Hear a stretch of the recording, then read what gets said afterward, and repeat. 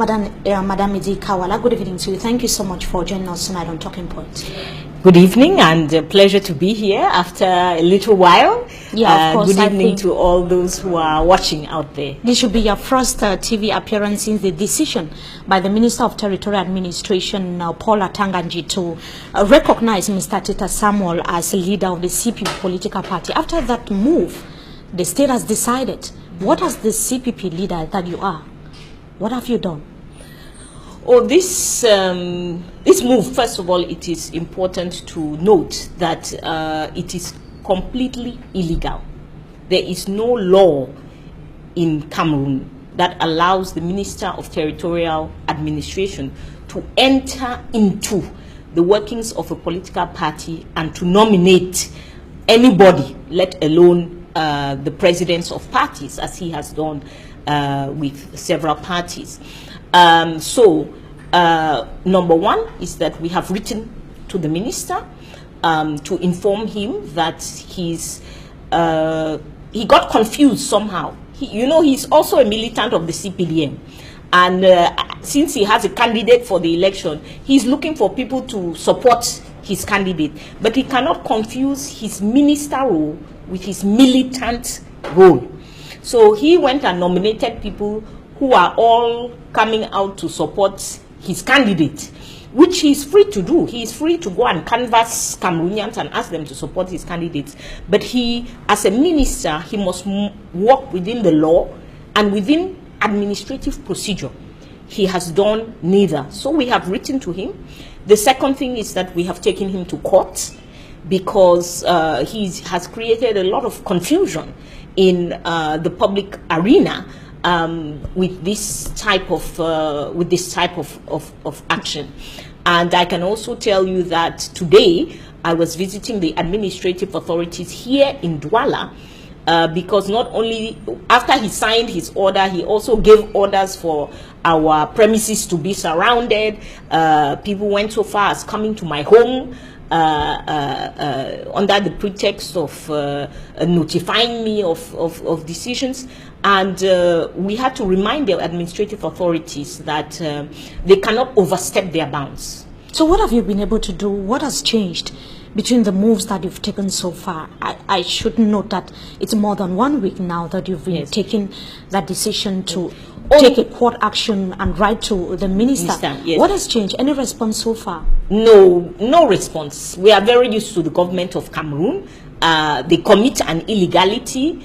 You write to them, you take them to court, they will drag it out in court. Nothing has changed for us. As you know, everybody knows the CPP. You know who the national president is, you know who the secretary general is, you know who the various secretary generals are. They have been on the media, and there is no dissent within the leadership of the CPP. There's no disturbance whatsoever. So we are carrying out our party meetings, conducting our activities with no problems. So you remain whatsoever. The president of the Cameroon People's Party? Absolutely. A political party is governed by its constitution. And in almost all political parties that I know of, the president is not nominated. The president is elected by a congress. You go to a congress. We went to a congress in 2014 where myself, Frank Esi, Benjamin Dumu, Edna Jilin, all of the people whom you know of the CPP were elected during that congress. So we are the leadership of the party.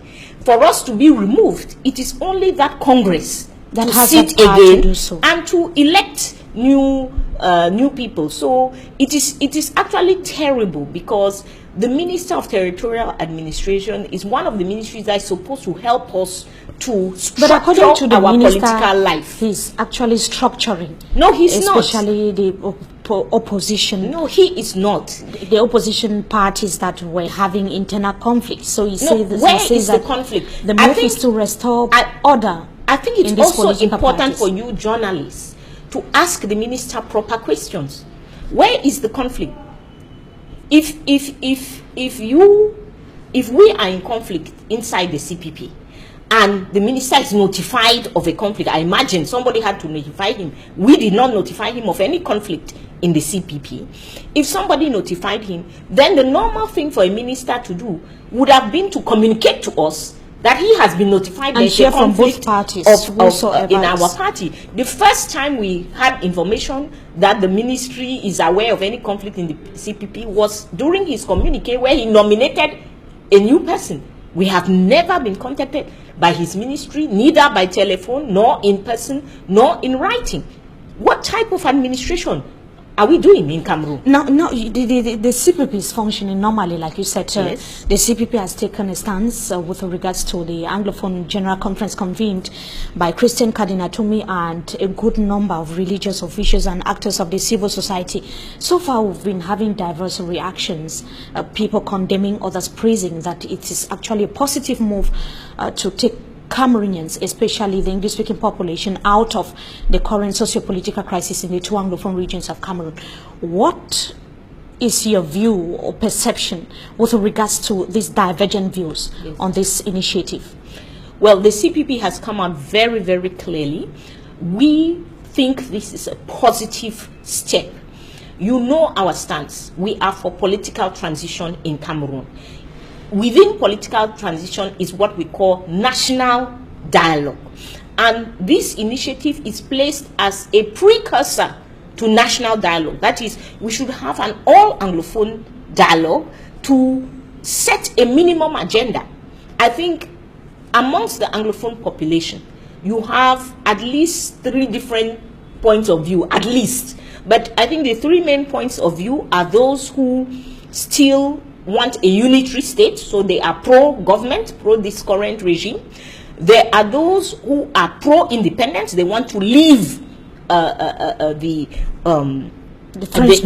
union, and then there are those who feel that we must resolve the problem of the rights of Anglophones, but we should stay within the union and have a different form of state. Most of those federalism, whether they are 2 state, 4 state, 10 state, whatever, but they are federalists. Now, all of these groups, I think, agree on certain things. All of these groups agree that Anglophones are marginalized, they are discriminated against, and that there is a problem. So, in my understanding, the objective is to agree on this minimum agenda, so that if we are going to a national dialogue, there are at least the points of consensus before everybody is coming to say, no, we want independence, or we want federalism, or we want to stay.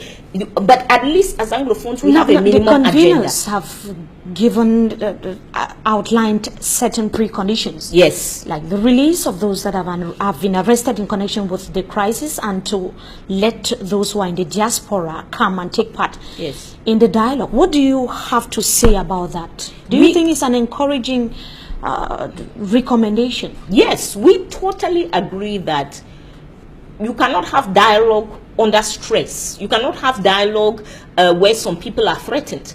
1. Number 2 is that these 3 tendencies, which I have just outlined, must all be at the table. And for us, most important are those who want to leave. Because if you are constructing a house, those who have already agreed to stay, well, you will figure your way out. But those who are saying we want to leave are the most important people to have at the table, so that you can discuss with them. So we must have all of these people at the table. Now, there is nobody who is a separatist who is going to come and sit at that table if they are not guaranteed a minimum amount of security. So it is important for the state to agree to this. The leadership of this tendency has been arrested by the government of Cameroon. Once again, an illegal arrest. It is normal that they should release their leadership, so that their leadership can come and discuss. What about the venue, Biya, where we are seeing people contesting that is not supposed to take place in the Southwest Regional Headquarters of Biya? Another venue could be. I think the venue is the least of our worries. Let us worry about participation. Let us worry about the safety and the security of all those who are going to participate, and we can hold this conference anywhere. But I do want to outline Mr. Mayor of Biya. is as confused as his minister, Mr. ATANGA NJI. I think they are friends, from what I can. But you cannot. From what I can ascertain. They are just doing their job. But they are confused. They are confused because once again, no law allows a mayor to stop any type of event in Cameroon. There's no law which allows that. He's overstepping his bounds. There's no law. He can go and appeal to his district officer, but he does not have the right to stand up and say he will stop a conference from taking place. As who? Under what law? We must keep to the rules in Cameroon. Already the rules are not very good, so we better keep to the few that we have. Thank you so much for joining us tonight on Talking Point. We hope to have you some other time again.